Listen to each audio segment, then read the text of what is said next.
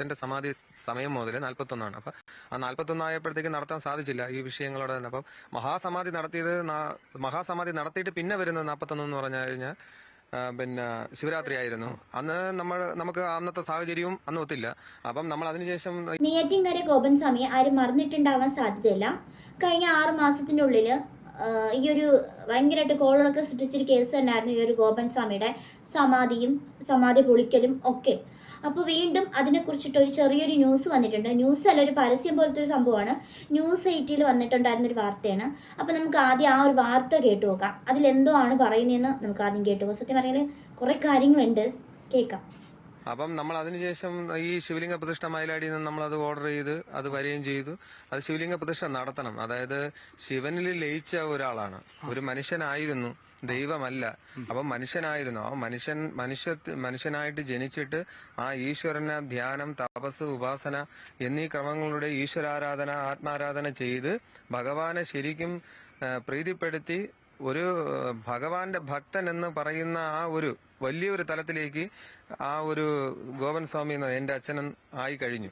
സത്യം പറഞ്ഞാല് ഈ ഒരു ന്യൂസ് ചാനൽ അവിടെ ചെന്നപ്പോഴത്തേക്ക് അവിടെ വലിയ ആൾക്കാരൊന്നും കാണാൻ സാധിച്ചിട്ടില്ല. പക്ഷെ അങ്ങനെ ഒരുപാട് പേര് ഇന്നോട് കാണാൻ സാധിച്ചു. അത് തന്നെ ഏറ്റവും വലിയ സന്തോഷം എന്ന് പറയും. കാരണം ഇങ്ങനത്തെ അന്ധവിശ്വാസങ്ങൾ മറ്റുള്ളവരുടെ മേലേക്ക് അടിച്ചു വീഴ്ത്താൻ വേണ്ടിയിട്ട് കുറേ ആൾക്കാർ ഇങ്ങനെ ഇറങ്ങിയിട്ടുണ്ട്. എന്താണ് ഉദ്ദേശിക്കുന്നതെന്ന് ഇത്രയും നാളായിട്ട് മനസ്സിലാവുന്നില്ല.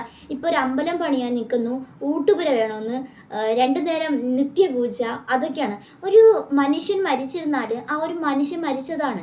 ആ ഒരു മനുഷ്യനെ പിടിച്ചിരുത്തിയിട്ട് സമാധി എന്ന് പറഞ്ഞിട്ട് ഒരു കുഴിയിലേക്ക് എടുത്തിരുത്തിയിട്ട് അവിടെ ശിവലിംഗം സ്ഥാപിക്കുക.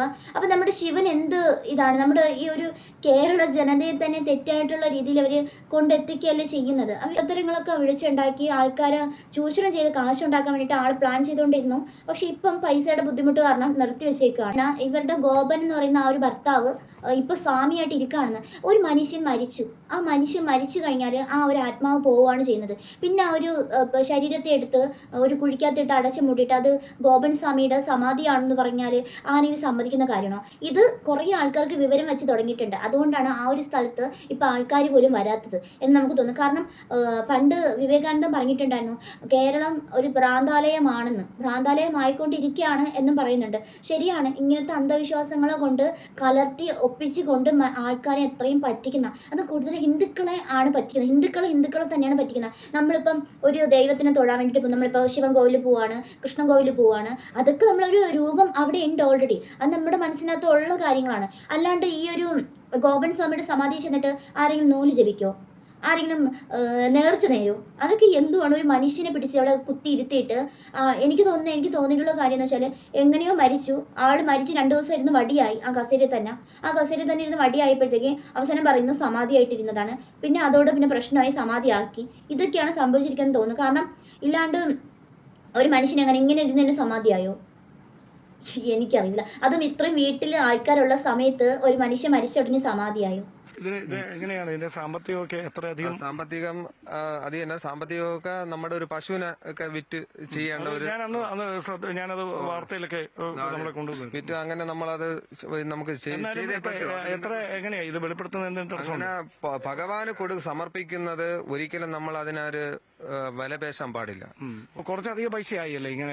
അത് പറയാൻ പാടില്ല. അതായത് ഈശ്വരന് സമർപ്പിക്കുന്നത് എന്തും നമ്മൾ അത് വില പേശാൻ പാടില്ല എന്ന് കാണിക്കുകയാണ്. അത് സമർപ്പണമാണ്. അത് ചെയ്തേ പറ്റൂ എന്നുള്ള ഒരു ഇതിലാണ് നമ്മൾ ശിവലിംഗ പ്രതിഷ്ഠ ചെയ്തു.